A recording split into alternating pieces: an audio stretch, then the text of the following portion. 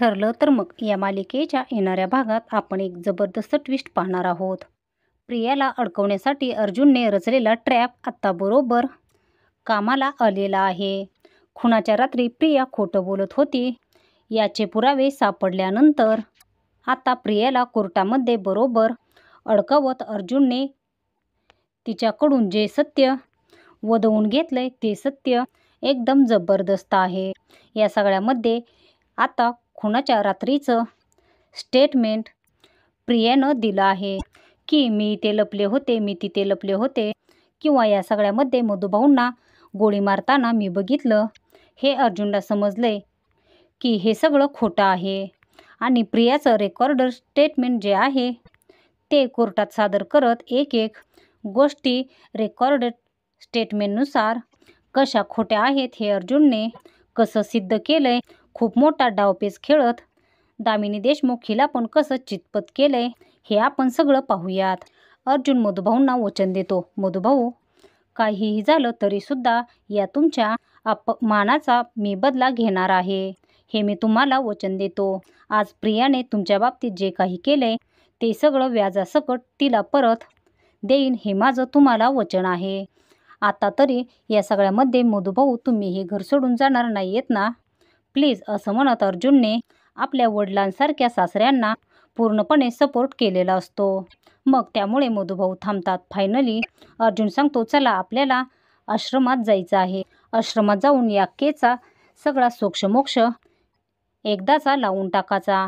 असं म्हटल्यावरती मधुभाऊ आणि 2 पोलीस हे सगळेजण इकडे आश्रमात येतात आणि तिने कोर्टात जी साक्ष दिलेली असते त्या साक्षीनुसार सांगितलेलं असतं, या सगळ्यामध्ये मी आता इथे उभे होते आणि त्यानंतर मी टेबलाच्या मागे लपले। मग 2 पोलीस इन्स्पेक्टर एका बाजूला उभे राहतात आणि उभे राहून इन्व्हेस्टिगेशन करायला लागतात। मग अर्जुन सांगतो, तन्वीने ज्या वेळेला आपल्याला सांगितलं होतं की या सगळ्यामध्ये ती इथे उभी होती आणि इथून तर काही दिसत नाही, टेबलाच्या मागून गोष्टी तरी काही दिसतच नाहीयेत, पण कोर्टामध्ये हे एकच कारण पुरेसं ठरणार नाहीये तिला खोटं ठरवायला। आपल्याला या सगळ्यामध्ये अजून खूप मोठी गोष्टी कराव्या लागतील जेणेकरून ती तिच्या जाळ्यातच अचूक अडकेल। आणि त्यासाठी अर्जुन इन्स्पेक्टरकडे ते रेकॉर्डर स्टेटमेंट मागून घेतो। ते रेकॉर्डर स्टेटमेंट जेणेकरून प्रियाला अडकवण्यासाठी कारणीभूत ठरणार असतं। मग अर्जुन इन्स्पेक्टर साहेबांना भेटतो। त्यांना भेटून तो त्याच्या काही गोष्टी पर्सनल त्यांच्यासोबत शेअर करतो आणि सांगतो की मला तुमची मदत लागेल। या सगळ्यामध्ये मला काय मदत लागेल हे तुम्हाला वेळ आल्यावरती सांगेन। ते डॉक्युमेंट्स तुम्ही मला पोलीस स्टेशनमधून द्यायचे। इन्स्पेक्टर साहेब म्हणतात, तुम्ही फक्त मला 1 दिवस अगोदर सांगा। अर्जुन घरी येतो। घरी आल्यावरती अर्जुन, सायली, मधुभाऊ हे तिघेजण आता बोलण्यासाठी बसतात। मधुभाऊंना अर्जुन म्हणतो, आता मला तुम्ही सांगा, गोष्टी सांगायच्या आहेत तुम्ही मला। या सगळ्यामध्ये महत्त्वाची गोष्ट सांगायची आहे ती म्हणजे मुळातच तुम्ही मुळातच तन्वीच्या रूममध्ये का गेला होतात। मग मधुभाऊ सगळ्या खऱ्या गोष्टी सांगायला लागतात। जावई बापू, तुम्हाला माझा राग येणं साहजिकच आहे, पण मला या सगळ्यामध्ये जे काही सांगायचं आहे ना ती गोष्ट तुम्हाला जरा विचित्र वाटेल। यावरती अर्जुन म्हणतो, कसली गोष्ट, तुम्ही मला काही सांगू शकाल का। यावरती मधुभाऊ सांगायला लागतात, ज्या वेळेला मी रूममध्ये गेलो होतो तिथे मला सायलीचा फोटो दिसला। सायलीचा फोटो दिसल्यामुळे मी या सगळ्यामध्ये चपापलो। सायलीचा फोटो इथे का आलेला आहे आणि म्हणून मी खोलीत गेलो होतो, पण पुन्हा मी ज्या वेळेला त्या खोलीत गेलो तेव्हा सायलीचा फोटो तिथे नव्हता। आता अर्जुनने तो फोटो पाहिलेलाच असतो, त्यामुळे अर्जुनला या सगळ्यामध्ये माहिती नसतं की नक्की आता सायलीचा फोटो तिकडे काय करतोय। आणि त्यामुळे मग आता तो सायलीला म्हणतो, तुमचा फोटो तुमच्याकडे आहे का। सायली म्हणते, नाही अर्जुन सर, माझा फोटो माझ्याकडे सुद्धा नाहीये। मग अर्जुन म्हणतो, मग नक्की काय सत्य आहे या सगळ्यामध्ये। मधुभाऊ काय म्हणतायत। मधुभाऊ म्हणतात, नाही, सायलीला तिच्या जुन्या आठवणी काढू नका, तिला खूप त्रास होतो। त्या रात्री ज्या वेळेला ती आली होती ना त्यावेळेला तिच्यासोबत ज्या काही घटना घडल्या ना त्या तिला खूप त्रासदायक ठरतात। असं म्हटल्यावरती अर्जुन म्हणतो, ठीक आहे, या सगळ्या गोष्टी तर आपल्याला समजलेल्या आहेत, पण या सगळ्यामध्ये ज्या गोष्टी समजलेल्या नाहीत त्या गोष्टी आता आपण मुळात समजून घ्यायच्या. म्हणजे मुळातच या सगळ्यामध्ये आता आपण एक गोष्ट करायची आहे. मी ना इन्स्पेक्टर साहेबांना आश्रमातून सगळे रेकॉर्ड मागवतो आणि त्यानंतर मधुभाऊ तुम्ही या सगळ्यामध्ये मला आता सायलीचा फोटो दाखवा आणि मग ती का लपवते यामागचं सत्य आपण सत्य शोधूयात. असं म्हटल्यावरती मधुभाऊ म्हणतात ठीक आहे. मग अर्जुन इन्स्पेक्टर साहेबांना फोन करून कळवतो मला आश्रमाचे रेकॉर्ड रजिस्टर पाहिजेत. मग आता आश्रमाचं रेकॉर्ड रजिस्टर अर्जुनच्या हातात येतं आणि त्यानंतर जो धमाका घडतो तो फक्त आणि फक्त कोर्टातच तमाशा पाहायला मिळतो. इकडे डायरेक्ट अर्जुनला सत्य समजल्यानंतर अर्जुन घरी येतो. घरी आल्यावरती तो सायलीला सांगायला लागतो अहो काहीतरी गडबड आहे रेकॉर्डमध्ये. त्यावरती सायलीमध्ये कसल्या गोष्टी समजलेल्या नाहीत त्या गोष्टी आता आपण मुळात समजून घ्यायच्या. म्हणजे मुळातच या सगळ्यामध्ये आता आपण एक गोष्ट करायची आहे. मी ना इन्स्पेक्टर साहेबांना आश्रमातून सगळे रेकॉर्ड मागवतो आणि त्यानंतर मधुभाऊ तुम्ही या सगळ्यामध्ये मला आता सायलीचा फोटो दाखवा आणि मग ती का लपवते यामागचं सत्य आपण सत्य शोधूयात. असं म्हटल्यावरती मधुभाऊ म्हणतात ठीक आहे. मग अर्जुन इन्स्पेक्टर साहेबांना फोन करून कळवतो मला आश्रमाचे रेकॉर्ड रजिस्टर पाहिजेत. मग आता आश्रमाचं रेकॉर्ड रजिस्टर अर्जुनच्या हातात येतं आणि त्यानंतर जो धमाका घडतो तो फक्त आणि फक्त कोर्टातच तमाशा पाहायला मिळतो. इकडे डायरेक्ट अर्जुनला सत्य समजल्यानंतर अर्जुन घरी येतो. घरी आल्यावरती तो सायलीला सांगायला लागतो अहो काहीतरी गडबड आहे रेकॉर्डमध्ये. त्यावरती सायलीमध्ये कसली गडबड अर्जुन सांगायला लागतो मधुभाऊ जो फोटो सायलीचा म्हणून ठेवलेला आहे तो फोटो खरं तर तन्वीचा आहे. यावरती मधुभाऊ म्हणतात नाही हाच तर फोटो आहे बघू दाखवा बरं. असं म्हटल्यावरती अर्जुन तो फोटो दाखवतो. त्यावेळेला मधुभाऊ सांगायला लागतात हाच तो फोटो आहे ज्या फोटोवरून आपल्याला ही सायलीचा आहे माहिती आहे. मला आश्रमातल्या फोटोच्या मागे सगळं लिहिलेलं आहे. आता अर्जुनला धक्का बसतो. अर्जुन म्हणतो ही गोष्ट कोर्टात सिद्ध करण्यासाठी पुरेसं आहे की तन्वी ही खोटारडी आहे आणि सायलीचा फोटो घेऊन ती आपल्या घरामध्ये आली होती. त्यावरती अर्जुन म्हणतो मधुभाऊ मला एक गोष्ट कळत नाही की या सगळ्यामध्ये सायली कशी काय तन्वी असू शकते. यावरती मधुभाऊ म्हणतात ते काही मला माहीत नाही पण हा फोटो प्रियाचा नाही आहे.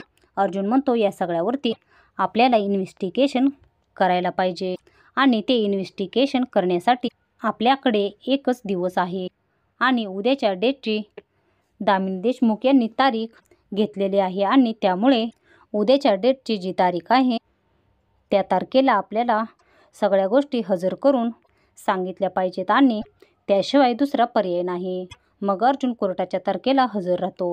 मुळातच कोर्टात त्याने प्रियाला उपस्थित राहण्यासाठी त्याने नोटीस पाठवलेली असते.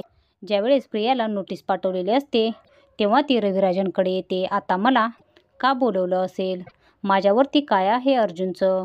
यावरती रविराज म्हणतात तू साक्षीदार आहे बघूयात आता काय बोलतोय ते. यावरती प्रिया विचार करत असते करू दे याला काय करायचं आहे ते.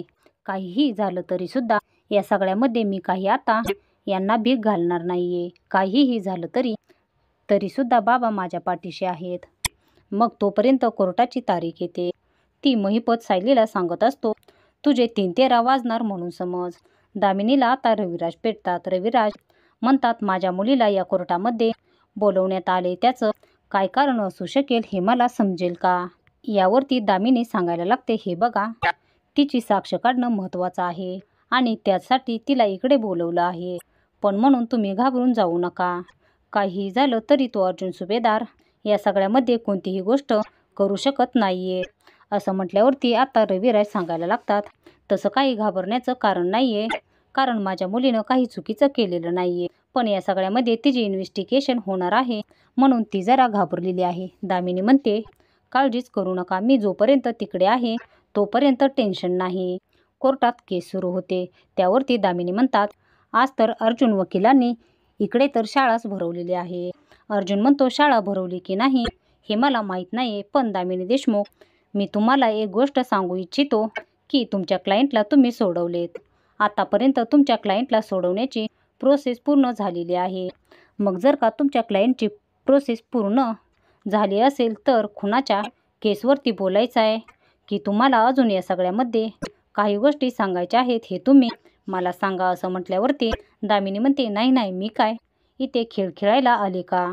काहीही झालं तरी आता खुनाच्याच गोष्टी बोलायच्या आहेत आणि त्यामुळे या खुनाच्या गोष्टी बोलण्यासाठीच तर आपण इकडे आलो आहोत आणि म्हणूनच आता केस सुरू करावी.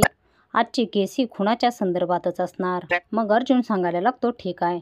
सगळ्यात पहिला साक्षीदार म्हणजे आता बोलवायचा आहे तन्वी किल्लेदार. मग अर्जुन सांगायला लागतो, तन्वी किल्लेदार यांना कोर्टात बोलवायच्या आधी मला हे डॉक्युमेंट सादर करायचे आहेत जे आश्रमाच्या रजिस्टरमधून आम्हाला मिळालेले आहेत. आश्रमाचं रजिस्टर म्हणल्यावरती मग आता पूर्णपणे हादरलेली प्रिया या सगळ्यामध्ये विचार करायला लागते. अरे बापरे, आश्रमाचे रजिस्टर म्हणजे आता हा काय नवीन प्रकार आणलेला आहे? यावरती प्रिया म्हणते, माझा आणि आश्रमाचा संबंध आता काही नाहीये. यावरती अर्जुन म्हणतो, हो ना, तुमचा संबंध नाहीये, पण 3 गोष्टी मला कोर्टासमोर क्लिअर करायच्या आहेत.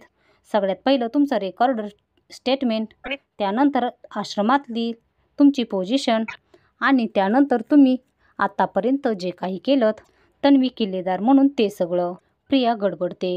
यावरती अर्जुन म्हणतो, मुळातच तुम्ही जे रेकॉर्डर रजिस्टर दिले ते रेकॉर्डर स्टेटमेंट.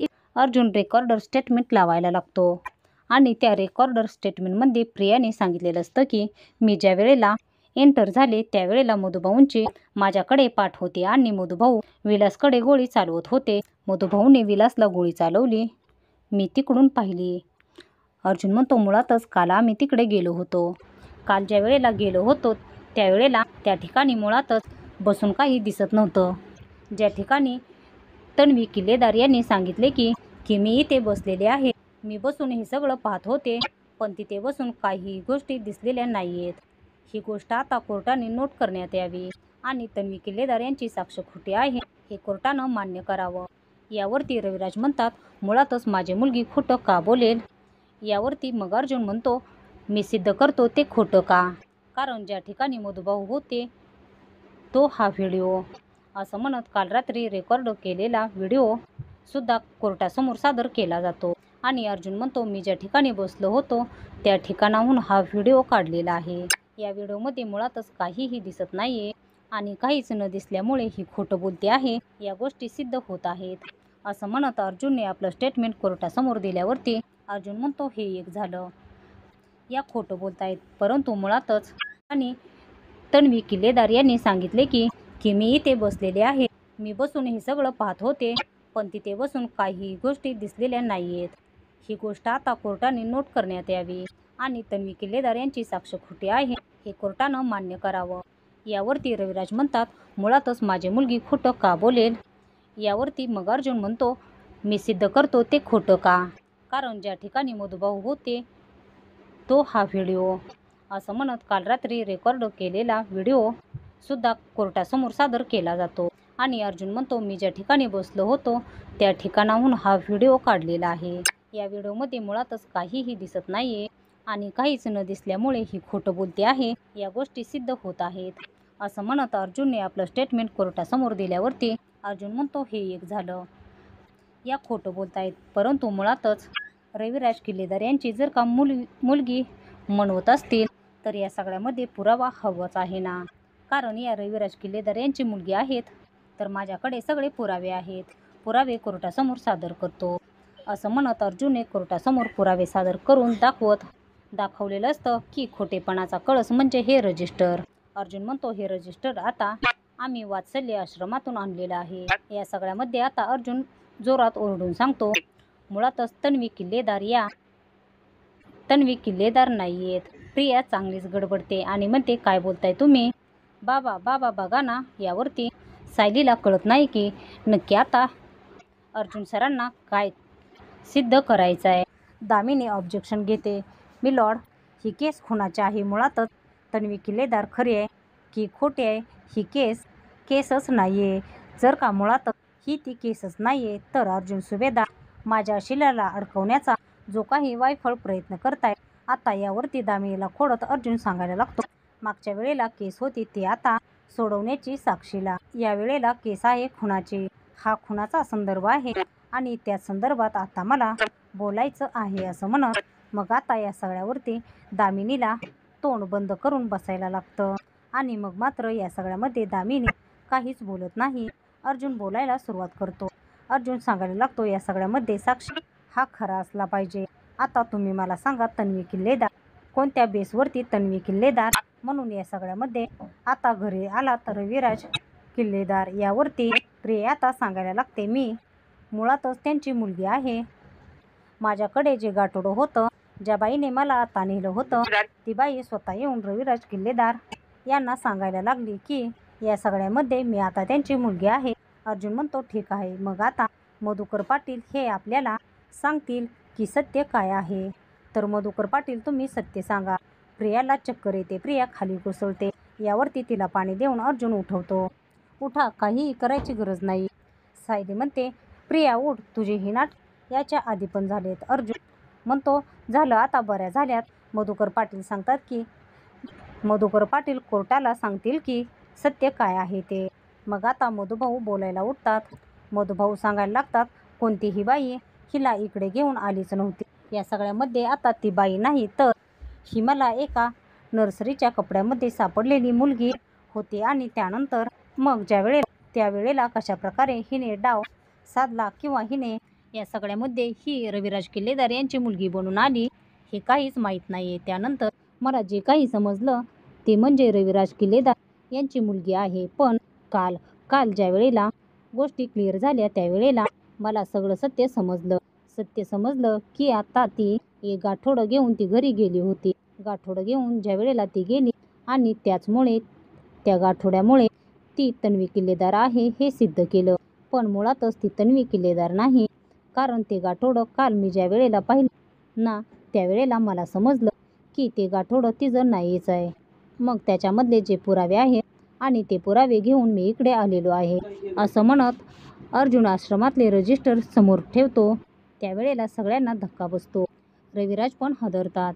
त्यावेळेला मधुभाऊ सांगतात, ज्या वेळेला प्रत्येकाची एंट्री होते ना त्यावेळेला त्या प्रत्येक एंट्रीला आम्ही प्रत्येकाची नोंद करतो. मग प्रत्येकाचं नोंद केली जाते. हा आहे हिचा फोटो आणि या सगळ्यामध्ये ती ज्या वेळेला आली त्यावेळेचा फोटो आणि हे गाठोडं ती जे घेऊन गेली त्याची नोंद इथे सायली मधुकर यांच्या वती आहे. आता अर्जुन कोर्टासमोर सांगायला लागतो, जर काही आता अशा असतील, मुळातच हा साक्षीदार खोटं बोलतो.